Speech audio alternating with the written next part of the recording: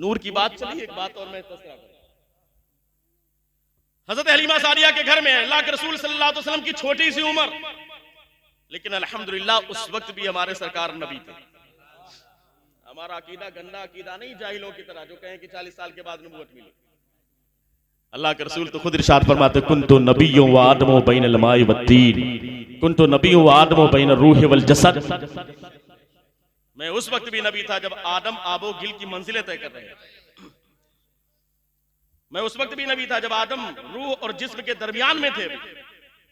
हलीमा सादिया के घर में अल्लाह के रसूल तशरीफ लाए। वाकया मैं लंबा नहीं सुनाना चाहता कि रास्ते में जो कमालात हुए, ऊँटनी पर आप सवार हुए तो ऊँटनी तेजी से चलने लगी। घर में आए तो हलीमा सादिया बड़ी गुर्बत की मारी बड़ी गुर्बत की मारी थी। लेकिन जैसे ही अल्लाह के रसूल ने कदम रखा, आप तशरीफ लाए, उनके घर में रोशनी फैल गई। मैं अपने लिए नहीं कह रहा हूं, सरकार के नाम पर सरकार का तस्करा सुनकर के सुभान अल्लाह कहना चाहता। नूर फैल गया, रोशनी फैल गई। सुबह हुई, मोहल्ले की औरतें इकट्ठा हो गई। क्योंकि आज भी है, कहीं पर कोई चमत्कार हो तो फिर तो वहां तो भीड़ लगी जाती है। औरतें इकट्ठा हो गई, आकर के कहने लगी हलीमा सादिया अजीब गरीब हाल है, तेरे घर में तो इतना पैसा भी नहीं है कि तू चिराग के लिए तेल खरीदे। इतना पैसा नहीं, हम तो पैसे वाले लोग हैं, लेकिन हमारा आलम यह है कि हम रात में सोने लगते हैं तो चिराग को बुझा देते हैं। सोने लगते हैं तो चिराग को बुझा के तब सोते हैं। तेरे पास तो इतना पैसा नहीं कि तू चिराग में तेल डालने के लिए तेल खरीदे, लेकिन हमने कल रात देखा है पूरी रात तेरे घर में चिराग रोशन था। पूरी रात तेरे घर में रोशनी ही रोशनी थी, लाइट ही लाइट थी। आखिर मामला क्या? सुबह औरतें आकर इकट्ठा होकर कहने लगी। हलीमा सादिया ने कहा हाँ सुनो सुनो, मेरे मोहल्ले की औरतों सुनो, मेरे सहेलियों सुनो, चिराग में तेल डालने के लिए पैसा कल भी नहीं था, पैसा आज भी नहीं है। ये तो इस बरकत वाले बच्चे का कमाल है, ये तो अब्दुल्ला के लाल का कमाल है, ये आमना के जिगर गोशे का कमाल है। जब से ये बरकत वाला बच्चा मेरे घर में आया है, मेरे पूरे घर में रोशनी ही रोशनी फैल गई है, नूर ही नूर। सुभान अल्लाह, सुभान अल्लाह। तू है ऐने नूर, तेरा सब घराना नूर। आले रसूल घर में कदम रख दे तो ऐसा लगता है घर में रौनक ही रौनक हो गई। ऐसा होता है कि नहीं? अच्छा, जिनके जिनके घर में जाते हैं सरकार कदम रखते हैं, उनका अगर ये अकीदा है तो हाथ उठा के बताओ, ऐसा है कि नहीं? अल्हम्दुलिल्लाह, इसमें शक भी पैदा मत कीजिएगा। हाँ, ना नजर आए तो आपका अपना कसूर है, अक्ल का कसूर है, आंख का कसूर है। क्यों? इसलिए क्या आंख वाला तेरी जीवन का तमाशा देखे, दीदे गोर को क्या है नजर क्या? नजर ना आए तो ये हमारा अपना कसूर।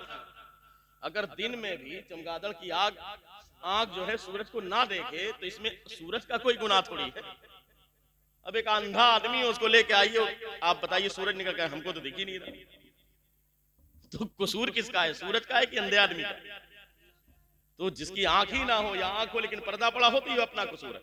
हलीमा सादिया ने कहा सुनो, ये बात तो मैंने कही मेरे घर में रोशनी रोशनी है, लेकिन सुनो और ताजीब की बात सुनो। मेरे घर में एक स्टोर रूम है, पीछे एक कमरा है जिसमें मैं जरूरत का सामान रखती हूँ। अंधेरा रहता है। पहले के दौर में जो घर बनते थे उसकी छत बड़ी छोटी होती, रिवायतों में लिखा हुआ हदीसों में कि छोटी छत होती थी, बहुत नीची छत होती। फरमाती कि मुझे जब जरूरत पेश आती उस कमरे में जाने के लिए तो अंधेरा होता, मैं मोहल्ले में जाती, चिराग उधार लेकर के आती, फिर रोशनी का इंतजाम होता, तब जाकर के सामान निकालती थी।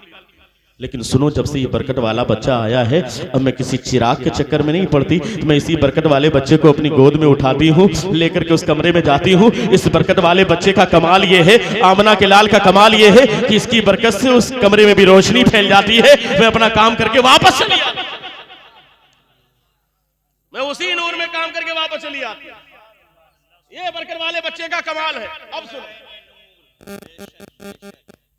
इस बरकत वाले बच्चे का कमाल, नूरानी बच्चे का कमाल है।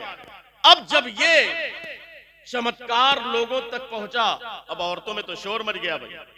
अब औरतें तो इधर उधर चारों तरफ चक्कर लगने लगा। कहा कि अरे देखो, हलीमा सादिया के घर में जो बच्चा है ना, बड़ा बरकत वाला बच्चा है, बड़ा कमाल वाला बच्चा है। वो तो कमरे में जाता है तो रोशनी फैल जाती है, जहां पे है वहां पे रोशनी है। अब तो भीड़ लगने लगी भाई, जिसको देखो वही। कहा अच्छा बरकत वाला है, तो कोई अपने बेटे को लेके चला आया। कहा हजरत हलीमा सादिया ऐसा कीजिए, आप अम्मी जान ऐसा कीजिए कि इस बरकत वाले बच्चे के हाथ को मेरे बच्चे के सर पर रख दीजिए, मुझे यकीन है कि मेरा बेटा बहुत दिनों से बीमार है, मेरा बच्चा ठीक हो जाए।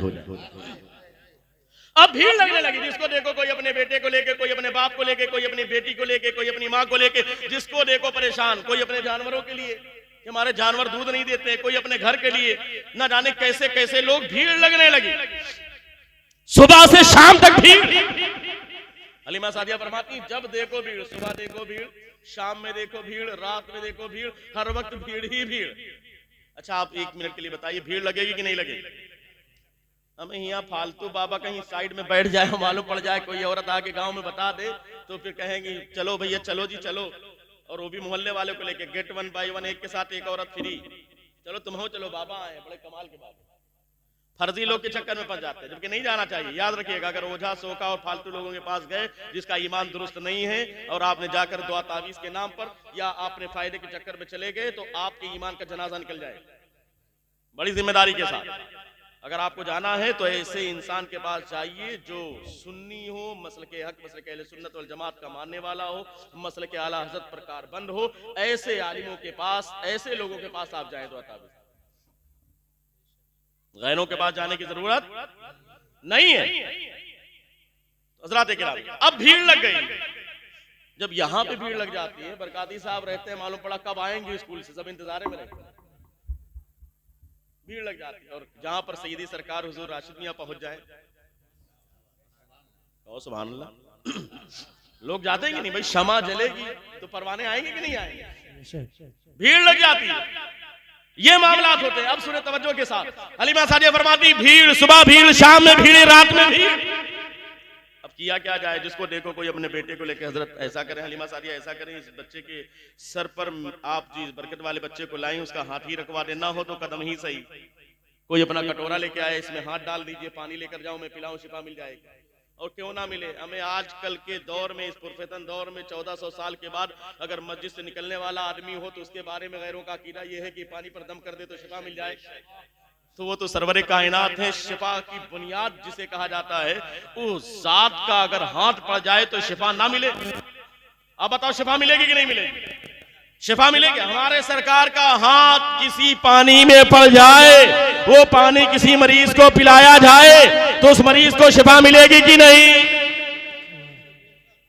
हमें हमारा अकीदा तो यह है कि नबी नहीं, आले नबी का हाथ पड़ जाए तो शिफा मिल जाए,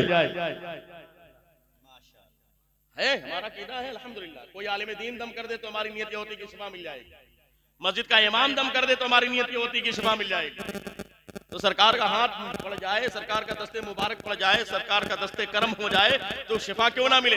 हलीमा सादिया कहती मैं परेशान हो गई, सुबह भीड़, शाम में भीड़, रात में भीड़, हर वक्त भीड़ ही भीड़, मैं परेशान हो गई, करूं तो क्या करूं। दिमाग में एक आइडिया आया, दिमाग में एक आइडिया बंद हो गया, चल रहा है सिर्फ वोडाफोन ही चलता है। अच्छा मिल गया वोडाफोन आइडिया, दिमाग में एक आइडिया आया, एक बात आ गई, क्या करें? किया क्या जाए? ऐसा करते हैं कि कुछ इंतजाम करते हैं। आपने अपने घर के बाहर एक हौज खुदवाया, एक गड्ढा खुदवाया। गड्ढा समझते हैं कि नहीं? वैसे भी आजकल मुसलमान कर ही क्या रहे हैं, आज के दौर में मुसलमान गड्ढा ही खोद रहे हैं, अपने भाई के सामने गड्ढा, अपने रिश्तेदार के सामने, पड़ोसी के आगे। मुसलमानों का काम गड्ढा पाटना था, मुसलमानों का काम गड्ढा बंद करना था। गड्ढा खोदना मुसलमानों का काम नहीं है, इस्लाम के खिलाफ नजरिया। अल्लाह के रसूल सल्लल्लाहु अलैहि वसल्लम ने तो यहाँ तक इरशाद फरमाया कि अगर तुम रास्ते में चल रहे हो, रास्ते में कोई तकलीफ दे चीज है, कांटा है, पत्थर है, अगर तुमने उसको उठा करके किनारे रख दिया तो अल्लाह तुम्हारे नाम अमाल में सदके का सवाब लिखा। ये है इस्लाम। ये नहीं कि अच्छा खासा रास्ता हो तो मालूम पड़ा गड्ढा खोद दिया जाए।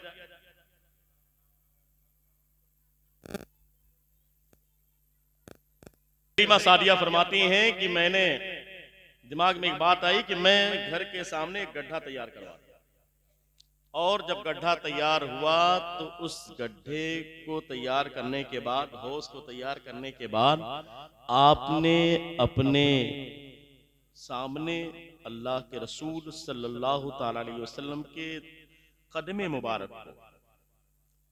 मुबारक को धुला, एक बर्तन में कदम को धुला, और धुलने के बाद, तलवों को धुलने के बाद जो पानी था उस गड्ढे में पानी भरा और ये बर्तन वाला पानी ले जाकर उसी गड्ढे में डाल दिया। अब सारा पानी बरकत वाला हो गया कि नहीं? हजरत ने अगर आपको पानी दिया निजाम भाई और पानी खत्म होने लगा तो क्या हुआ? हजरत ने फरमाया जब तक खत्म होने वाला रहे, खत्म होने से पहले बढ़ाते रहे। मालूम पड़ा सालों साल चलता रहता है। चलता है कि नहीं चलता? आबे जमजम क्या ओरिजिनल सबको मिलता है? नहीं, उसमें जो पानी मिलता है उसमें भी बरकत पैदा हो जाती है। चलता रहता है। लोगों के पास 10-10 साल से खत्म ही नहीं हो रहा। जैसे लग रहा आबे जमजम का चश्मा इनके घर में जारी हो गया। मिलाते जा रहे, बढ़ता जा रहा। क्यों? इसलिए कि हमारा अकीदा है कि जो पानी उससे मिलेगा उसमें भी बरकत पैदा हो जाएगी। अब हलीमा सादिया के घर में जब बरकत वाला बच्चा आया, बरकत वाले बच्चे के कलमे पाक को धुला और धुलने के बाद हौज में गड्ढे में पानी डाला और उसके बाद जो बर्तन में पानी था उसे उस पानी में ले जाकर मिक्स कर दिया। अब सारा पानी बरकत वाला हो गया। बस 2 मिनट में गुफ्तगू खत्म हो रही। सारा पानी बरकत वाला हो गया। अब हलीमा सादिया ने ऐलान करवा दिया और मेरे एतबार से अगर कहा जाए तो गोया कि अपने दरवाजे पर एक बोर्ड लगवा दिया। सैयदी सरकार माजरत के साथ बोर्ड लगवा दिया, डोंट डिस्टर्ब मी। अब मुझे कोई डिस्टर्ब ना करे, मुझे कोई परेशान ना करे। किसी का बेटा बीमार है, किसी की बेटी बीमार है, किसी का रिश्तेदार बीमार है, किसी का जानवर दूध नहीं देता, कोई घर वाला परेशान है, परेशान ना हो। वो आए, अपने कटोरे को लेकर के आए, अपने बेटे को लेकर के आए, अपनी बेटी को लेकर के आए, अपने जानवर को लेकर के आए या सामान लेकर के आए, इसी गड्ढे से पानी भरे, पानी ले जाकर के उन्हें पिलाए, अल्लाह उसे शिफा दा फरमा देगा। है कि नहीं? ऐसा होगा। क्यों? इसलिए कि यहां तो हमारे और आपके बारे में अकीदा है कि पानी पर दम करें तो शिफा मिल जाए। अब जिस पानी में सरकार के तलवों का धोवन मिल जाए उससे शिफा ना मिले, ऐसा हो नहीं सकता। जब इस वाक़े पर नजर पड़ी, बरेली के इमाम इश्क मोहब्बत आला हजरत इमाम अहमद रजा खान फाजिल बरेलवी रहमत रिजवान की नजर पड़ी। बरेली का इमाम पुकार उठा, अरे प्यारे आका की शान, उनका मकाम, सबसे आला वो औला हमारा नबी, सबसे बाला वो आला हमारा नबी। क्या खबर कितने तारे खिले छुप गए पर न डूबे न डूबा हमारा नबी। कौन देता है देने को मुँह चाहिए, देने वाला है सच्चा हमारा नबी। जिनके तलवों का धोवन है आबे हयात, जिनके कदमों का धोवन है आबे हयात, जिनके तलवों का धोवन है आबे हयात, है वो जाने मसीहा, है वो जाने मसीहा हमारा नबी। सरकार के तलवों से जो पानी टच हो जाए, उस पानी का आलम यह है कि अगर वो पानी किसी मरीज को पिला दिया जाए तो अल्लाह उस मरीज को शिफा दे।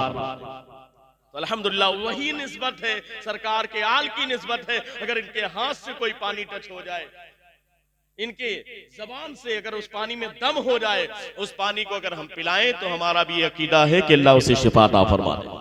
हज़रात किराम, ये निस्बत की बात है जो अहले निस्बत समझते हैं और अल्हम्दुलिल्लाह आप सब अहले निस्बत हैं। अल्लाह इस सिलसिले के फैजान से आपको माला माल फरमाए। सिलसिले की बात करनी थी, बड़ा इरादा था, लेकिन वक्त ऐसा शॉर्ट हो जाता है कि बात हो ही नहीं पाती। इंशाअल्लाह फिर कभी मौका मिला तो आगे बयान करेंगे। सारे लोग मिलकर पढ़ें अस्तगफिरुल्लाह रब्बी मिन कुल्लि ज़ंबि व अतूबु इलैहि, अशहदु अल्ला इलाहा इल्लल्लाह व अशहदु अन्ना मुहम्मदन अब्दुहु व रसूलुहु व आखिरु कलिमातिहि अल्हम्दुलिल्लाहि रब्बिल आलमीन। आप लोग नमाज के लिए तशरीफ